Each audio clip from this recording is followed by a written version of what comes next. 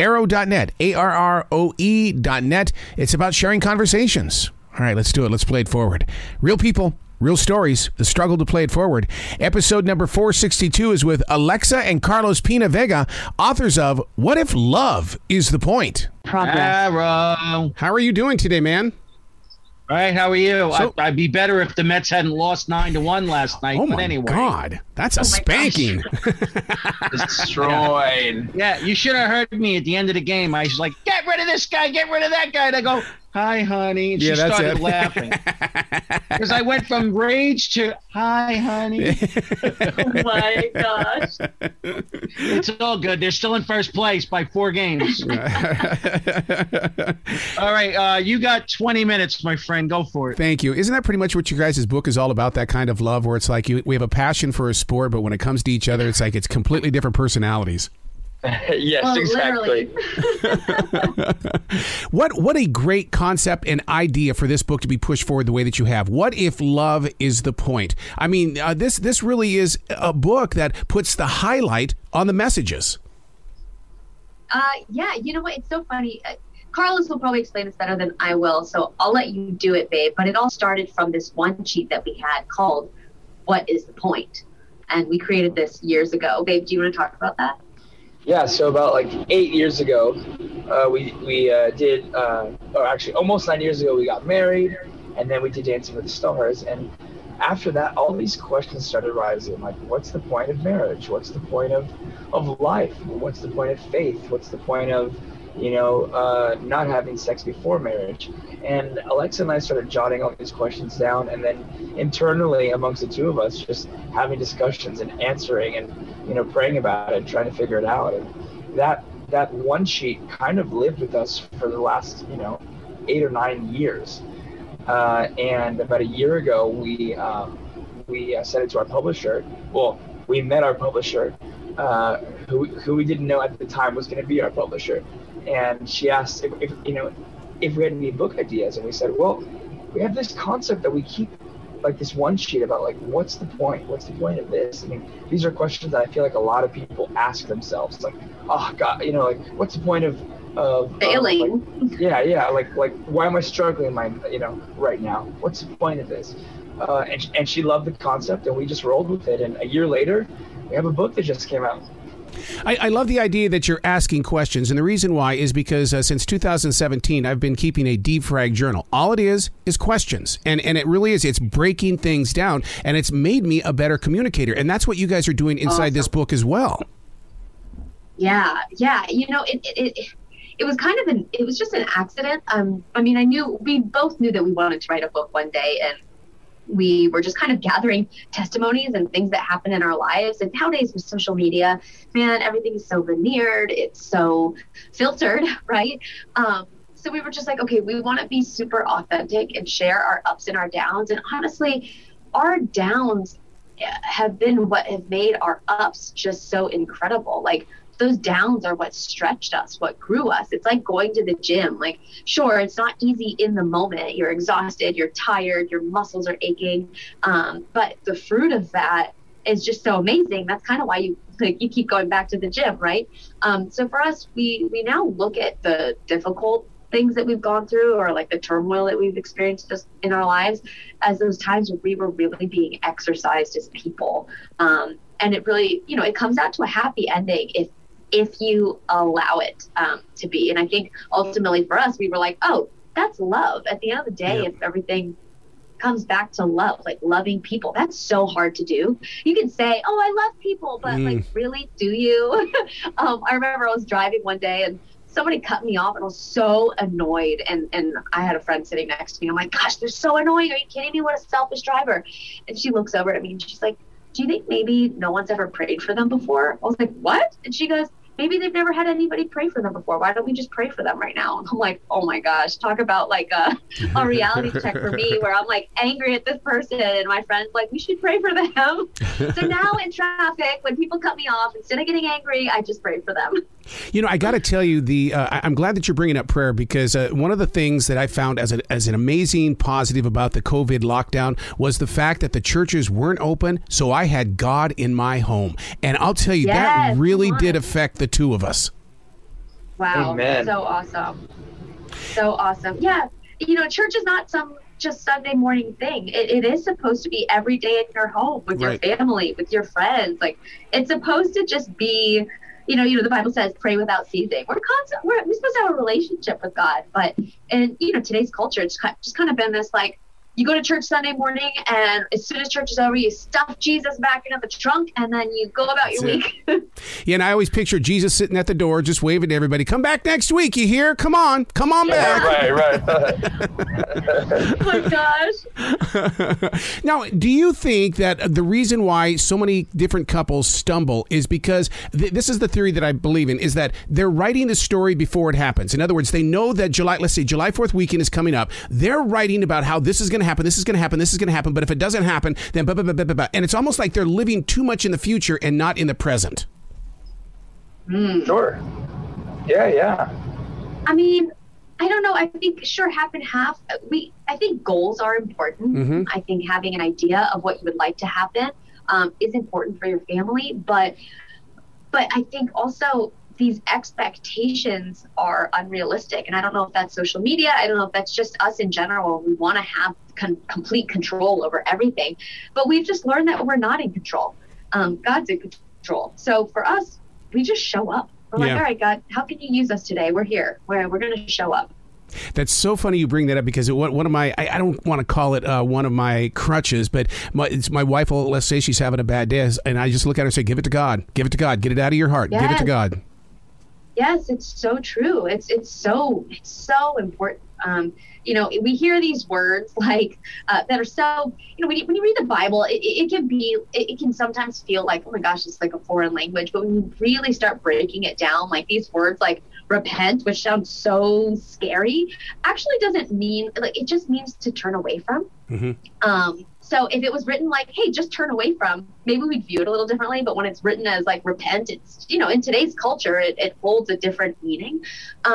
So I feel like when we turn away from the junk that we're holding on to and actually give it to God, man, we just feel lighter. We don't have to carry these burdens with us every day. And a lot of times we do feel like we have to. Like, when there's stress going on, why do we feel like we got to hold on to it, and bring it everywhere with us? It's like, no, leave it there. It's not even ours. We don't have to deal with that. You're right about with Bible verses and stuff like that, because people can get different interpretations. And I think that's one of the reasons why I cherish Stephen Furtick from Elevation, is that he's going to give you a message, and now you can grow with it. And he's going to challenge you throughout the week. You've got to activate this thing on Wednesday night. Yeah, you have to activate it all the time. you really do. So I just, it's amazing when you can find different people who speak to you to help you have a better understanding of what the word is. I am a writer. I have published books. I know what books do to the imagination. When you guys were pouring yourselves into these paragraphs, what did you learn about each other? Because I mean, to collaborate with somebody that's like a John Lennon, Paul McCartney moment. Babe, how was it? No. You go first. I want to hear you first. Oh my gosh.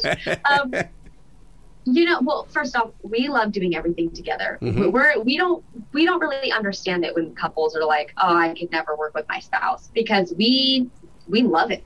We would work together forever if we could. But for us, as far as like what we've learned, I think Carlos probably learned more about me than I did about him during this journey. I feel like I've experienced a lot of these stories with him, or, these are questions that I kind of asked him, before we got married.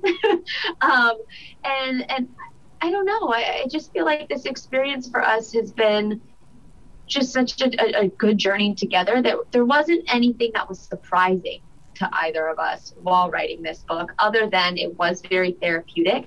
And thank God for a woman named Margot Starbuck, who helped us turn all of our word vomit into things that made sense. Yep. Howard Stern has talked about it so many times in the way he says he does not understand how two extremely creative people can live under the same roof. I think it starts with being patient and listening. What is your secret? That's definitely a great start. I feel like for us, we have to. There are some point. there are times that we have to die to ourselves. So like, for instance, like both of us are very creative. Both of us want to do different projects, but we have to make the best decision as a family. So, you know, it's kind of like, you know, like when you're in school and you're, you know, or like, you know, like middle school and stuff like that, you know, we learn to share. Well, we literally have to share still as a married couple, because like if I want to do a movie, but Alexa wants to do a movie, and they happen to be shooting at the same time, but we want to keep the family together, we have to go, okay, listen, you did one, you know, 2 months ago, and I came with you, so can I take a turn now? Yeah. It's like you just have to be willing to make compromises, and for us, our family comes first. So it makes it a lot easier versus like most people, like their career comes before anything. And I love the road that God, you know, has us on, but our family comes first no matter what. And that's what makes those decisions a lot easier. As that family, have you ever had a moment where, you know, you keep asking God for that next thing that you believe is your possibility and your personal growth, and then you realize, and I'll give you a good example of this, is I kept asking God, I need to get deeper into the church. Well, during the pandemic, he put me at a grocery store, and all of a sudden I realized, whoa, church is the community. Yes, look at that. Oh my gosh, I can't tell you how many times that's happened in our lives. I mean, Carlos is the best example. He was everything on my no list as a person that I would date or ever marry even. Like he was everything I never knew I wanted. And I think of it like a puzzle piece. We have so many things that we are like, he's just my opposite in so many things, but he's filling in the gaps for me in my life that I didn't realize like I had gaps in, and the same thing like vice versa. So we both really just kind of fit into this perfect mold. Like if you had two puzzle pieces, they fit perfectly together. And I think that's us. And it's so funny because everybody I dated before Carlos, God was just probably laughing at me because he had this guy that was just so perfect on all my no lists, waiting for me right there. So I feel like that happens to us a lot. A lot of times we're like, oh, these prayers didn't get answered. And really they have, but we don't notice it until years later. Like really the fruit of those prayers. So that's why I just go back to like, talk to God every single day, really, really give it to him, and have a real relationship with him. Like I got to the point where I set up this little, one of my diffusers gongs every 20 minutes. So I just started going, all right, every time it gongs, I'm going to talk to you, God. I want to train myself to like talk to you throughout the day. So I started doing that. And then at first I just did it internally, but then I started doing it out loud. So my kids hear me talking to God all the time. And at first it felt weird. So I'm like, okay, this is so weird. Like this is my personal time with God. But now it's awesome, because they're praying and talking to him all the time. Like I stubbed my toe yesterday and Ocean ran over, he kissed it, and he's like, it's okay, mommy, I'm going to pray for you. And he literally started praying over my toe. And I was like, how cool is that? Like, and that's just because they're seeing us live out our faith every day. Oh my God, you know, I may not say, God, what's going on, God. It'll be, dude, come on, man. What's just give me some strength here. What's going on? Yep, exactly. And I love that. But to me, that's what's awesome. It's like for everyone, prayer looks different. Their faith looks different. And I want it to be a real relationship. It doesn't have to be this like go in your closet right now and get on your knees and talk to God. Like, yes, there's a time and a place for that. But also it can just be like while you're cooking in your kitchen or while you're stuck in traffic driving. So many times outsiders do not understand that Christians do have those moments where you feel lost and stolen. And I remember during the pandemic, it's all written in my journals. It says, God, where are you? Where are you? And all of a sudden, my writing instrument puts in there, I'm here. Where are you? And have you guys had a moment like that? Babe, you want to tell the bus story? Which one? So, what just happened with like our awesome driver and just God kind of showing up. Yeah. So you know, we're currently on tour with my band Big Time Rush right now, and we're going across the entire country. We have 44 dates, and you know, we decided again, as we do as the Pena Vegas, we're keeping the family together. We are keeping everybody, you know, for 2.5 months. Like I'm not separating this family. So we end up getting our own bus for the 2 months, and it's going to be the family bus. And I start thinking like 2 or 3 weeks before tour, I'm like, man, who's going to be driving my bus? Like, this person is going to be taking my entire family across the country, and like everything I love is going to be on this bus. Like, if we get in an accident, if like something happens, like, oh my gosh, like who's this person going to be? So I'm praying, and I'm just like, God, like, I know you have us, but like please just really have us this summer. And I get in touch, with our driver. His name is Eric, and we start talking. And I'm on a plane headed to the first stop in DC, and I'm texting him about the Wi-Fi. So we're going back and forth and just getting to know him. Turns out the guy loves Jesus, and I'm like, oh God, this is amazing. Thank you so much. I'm like, and he's telling me like, I don't move the bus until I pray, and I'm like, oh, my kind of people, let's go. And then we start talking about his family, because I mentioned I love blasting worship music, and he goes, oh, my brother sings worship music, and I'm like, no way, what's his name? Here's his name. And I'm like, you're kidding me. So his brother is a guy named Ty Tribbett. He's got a lot of really great songs, but he's got one song that is "What Can I Do?" And it is such a powerful song. But 3 years ago, our best friends lost their kid to cancer. I'm sorry. And at his funeral, they did this whole dance to this song, "What Can I Do?" So that's always been his song. And every time we listen to it, it just reminds us of him and the family. And we've just been listening to that song nonstop, like over the last 3 years. So he tells me this, and I look it up, and I'm like, you've got to be kidding me. And I just start bawling on this plane. And like my bandmates are like, are you okay? And I'm like, I just feel so overwhelmed right now with God's love. And it was such a great example of God going, listen, Carlos, this is me showing you I see the whole picture. Yeah. I've already connected all the dots for you. And this is I've seen the beginning of the book, and I've seen the end of the book. So just trust me. And man, it was so cool to see that in that moment. And that was the second time in my life that I've ever been so overwhelmed with his love that I could not stop crying. So yeah. Do you see your book, What If Love Is the Point, as being, because I'm always asking God, give me the language you want me to speak. And I see a book like yours as being, you're speaking the street. You're saying you're one of us. We can all grow together equally and with compassion. Yeah, I mean, to me, we just try to keep it as real as possible. Yeah. So yeah, there are times where, for the most part, it's all in our language. There are a couple times where, thank God, somebody helped clean it up a little bit as far as grammatically correct. But other than that, we just wanted. This is what I love about my husband.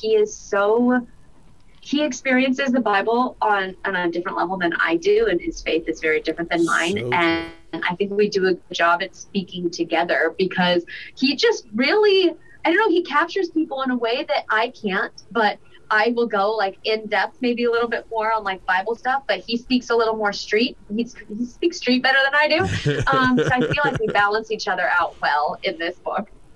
I love the way that couples can have that conversation like you guys do when things can be a little bit different. That doesn't mean that we have an indifference. We're just a little bit different, but we can talk this out so I can understand your heart. Mm-hmm. Oh, yeah. And I mean, communication is so important in any relationship, but man, in a marriage, that communication will make or break you. And I don't know. I feel like we've done such a good job, babe, of communicating, and my heart is, he's just amazing. He's such a good husband. Oh, thank you, baby. Carlos, being out there on the road, when I'm out there, I feel like there's a lot of wanderers. Are you feeling the same thing? Wanderers, you mean just wanderers? Yeah, wanderers in the way that, that you've got the non-believers, you got the believers, you got the believers that don't want to believe. I mean, and it's like, okay, I've got to lead by example. 100%. And that's probably the hardest part about being on tour, but that is why I have my family here. I have my wife who's my rock, and when I get off of the stage at 11 o'clock at night and I shower and get back on the bus, like she's on the bus here to pray with me and just make sure that that our family's safe and that we're still connected to God. And look, being Christian is not easy. Being a believer is the hardest thing that I ever decided to do, but it's the most fulfilling, most rewarding, and I love the person who I become through Christ. Yeah. And having my wife here on the road just helps me maintain that that connection, because look, we're all human. Like our hearts can be deceitful sometimes, and it's like you got to have the right community around you, and I don't have that with the people. Like I love everybody who's on this tour. I don't have that with them, so I have my family here so that I can maintain that a community. Wow. Through your book, people are vicariously going to live a more positive, living Christ life. Thank you so much, you guys, for sharing your testimony today. You. Thank you so much. And I hope we can get together many more times in the future. So awesome. Yes, Thank you so much for having us. You bet. You be brilliant today, okay? Oh, thank you. Too.